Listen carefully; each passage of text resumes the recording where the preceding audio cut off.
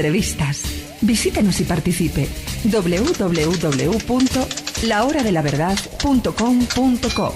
Pase la voz.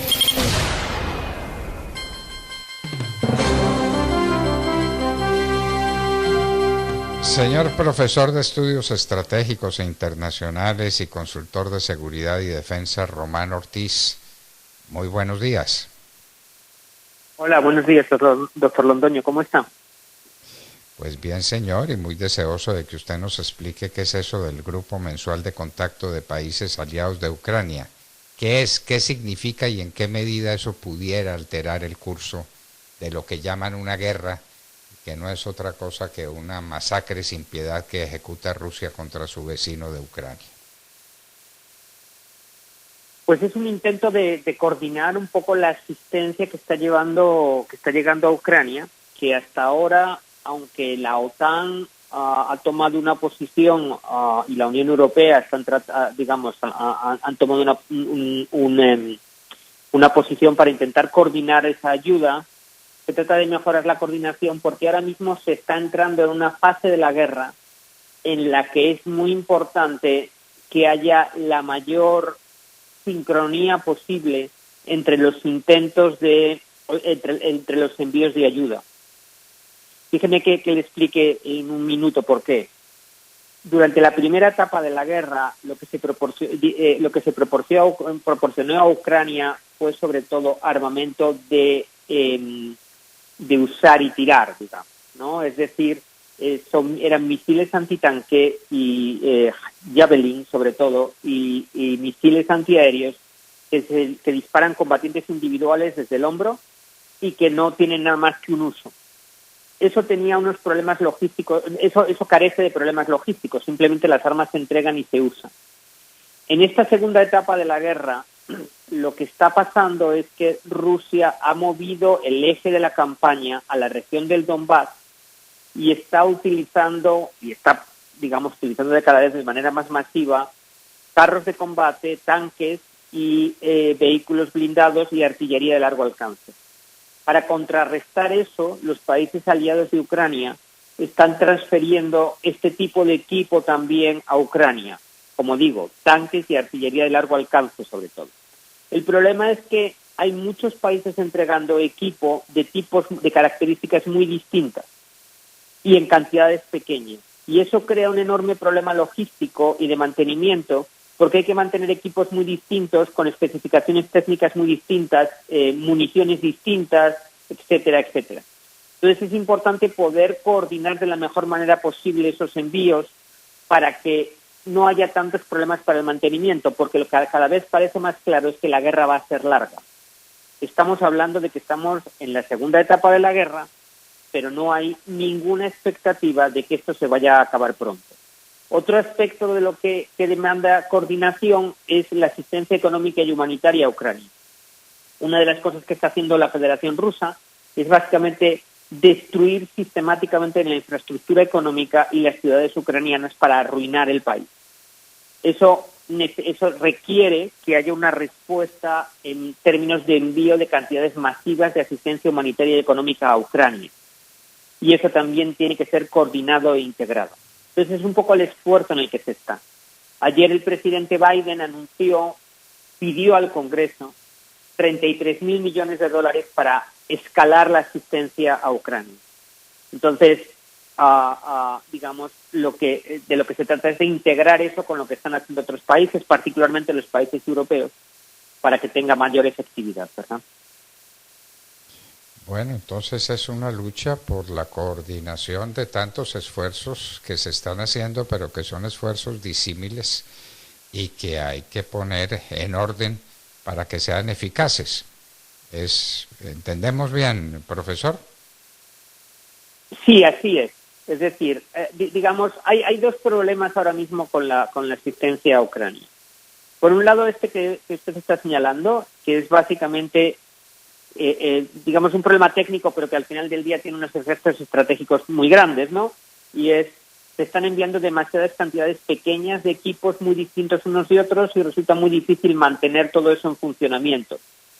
El otro problema es un problema de carácter político y yo creo que a medida que vaya avanzando el conflicto vamos a ver eso hacerse cada vez más complicado, y es que hay aproximaciones distintas dentro de Europa y también dentro de Europa fundamentalmente hacia cómo gestionar esta crisis. Entonces hay una serie de países, fundamentalmente en la lista yo pondría a los Estados Unidos, el Reino Unido, a los países bálticos y Polonia, que están decididos a lo que me parece, lo que yo creo que es la postura más correcta, y es hacer fracasar de manera decisiva la invasión rusa. Y eso implica evidentemente tomar unos riesgos, porque es evidente que Putin va a tratar de sostener el esfuerzo y de castigar a aquellos que están apoyando a Ucrania de alguna forma. Y hay otros países que tienen una posición menos beligerante contra Rusia, particularmente Alemania, que por una parte no quiere que Rusia tenga éxito en someter a Ucrania, pero es menos tendente a tomar costos, ¿verdad? A tomar riesgos, por una combinación de factores. El factor número uno es porque Alemania depende de una manera brutal de la energía rusa. Eso es algo que le debemos a Angela Merkel, entre otros. Es decir, yo creo que vale la pena recordar esto. Angela Merkel abrió las puertas al gas ruso y, por lo tanto, dio a los rusos una capacidad de influencia sobre Alemania terrible. Número dos, hay una tradición histórica alemana de entenderse con Rusia sobre Europa del Este por encima de las cabezas de los habitantes de Europa del Este. Y eso está ahí de alguna manera como una especie de inconsciente colectivo influyendo sobre la política alemana.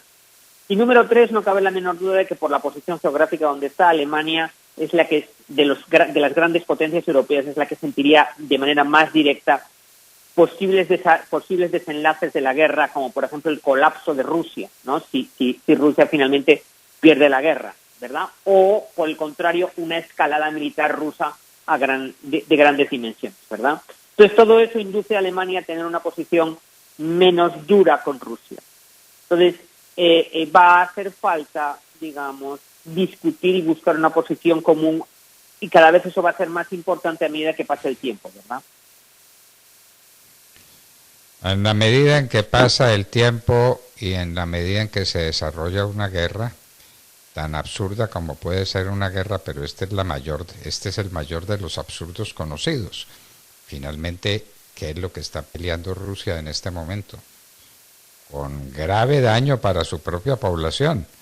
Profesor, ¿se sabe en qué medida se está cayendo el nivel de vida de la gente en Rusia y en qué medida le ha cambiado su destino vital a los habitantes de Rusia? Mire, doctor Londoño, es una pregunta muy buena, y fíjese que hay una paradoja aquí, ¿verdad? La economía rusa, tal como la conocemos, está destruida. Es decir, las sanciones que se han tomado son tan masivas que en unos meses parece muy probable que Rusia entre en suspensión de pagos. Eso, digamos, sin contar con que progresivamente, en este momento todavía hay países que compran gas ruso, incluido Alemania, por cierto, pero el plan evidentemente es cortar ese gas. Entonces, cortar esas compras. Entonces, eso va a terminar de matar la economía. Eso evidentemente está teniendo unas consecuencias para la vida de muchas personas, sobre todo los que están conectados a sectores, digamos, más o menos globalizados de la economía, ¿verdad? Unas consecuencias muy grandes. Hay miles de personas que han perdido sus empleos.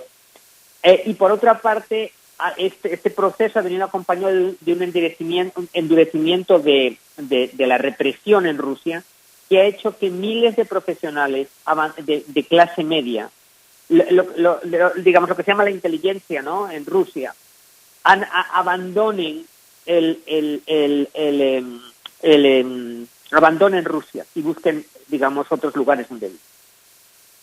Pero sin embargo, todo parece indicar que hay que la guerra continúa siendo todavía popular en Rusia. Es decir, hay unos niveles de aprobación de Vladimir Putin razonablemente altos, o mejor todavía, sorprendentemente altos teniendo en cuenta lo que ha hecho y cómo le está yendo en la guerra. Es difícil, explicar esto. Hay varios factores para explicar esto, ¿verdad? Uno de los factores es que durante muchos años Putin ha construido un control casi total sobre los medios de comunicación en Rusia. Y en consecuencia, lo que los rusos están oyendo es la narrativa que Putin ha construido. Por otra parte, además, hay una cultura política muy profunda en Rusia de desconfianza hacia Occidente, que evidentemente Vladimir Putin está explotando.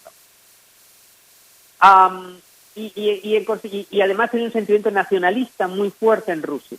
Entonces, todos esos factores le están permitiendo a Putin sostener un nivel de popularidad razonablemente alto en medio de esta catástrofe militar, ¿verdad? Porque lo cierto es que, como usted dice, es una guerra absurda, es una guerra de agresión que no se había visto en Europa desde la Segunda Guerra Mundial. Y además es una guerra de agresión en la que el agresor está perdiendo. Pero, sin embargo, él mantiene unos niveles de aceptación popular relativamente altos. Es difícil, saber hasta qué punto las encuestas que hay disponibles son fiables, porque se han hecho bajo un régimen que tiene un control de la opinión pública muy fuerte. Pero las últimas encuestas hablaban de que aproximadamente cerca del 70% de la población rusa respaldaba la intervención militar en Ucrania. Entonces, por ese lado, perdón, dígame.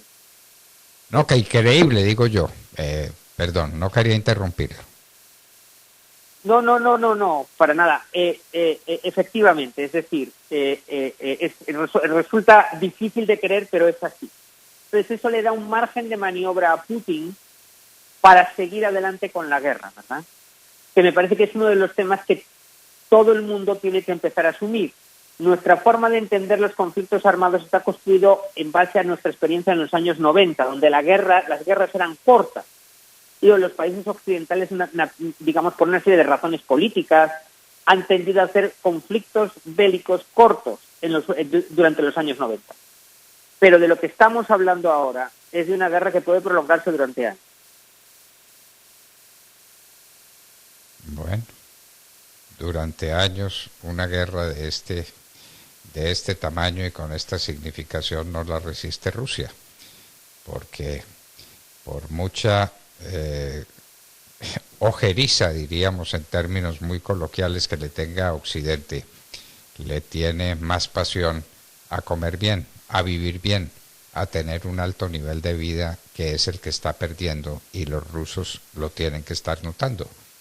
Esa es una realidad, de manera que se manifestarán en favor de la guerra, pero al mismo tiempo están sufriendo los impactos de esa guerra en su situación personal, en su situación familiar. En fin, esta es una guerra atroz, como son todas las guerras, pero una de características muy especiales. Y para eso se está haciendo el grupo mensual de contacto, para coordinar los esfuerzos, para hacerlos más lógicos y más eficaces. Profesor Román Ortiz, muchísimas gracias por acompañarnos en la Hora de la Verdad. Muchas gracias a usted, doctor Londoño. Muchas gracias por la invitación.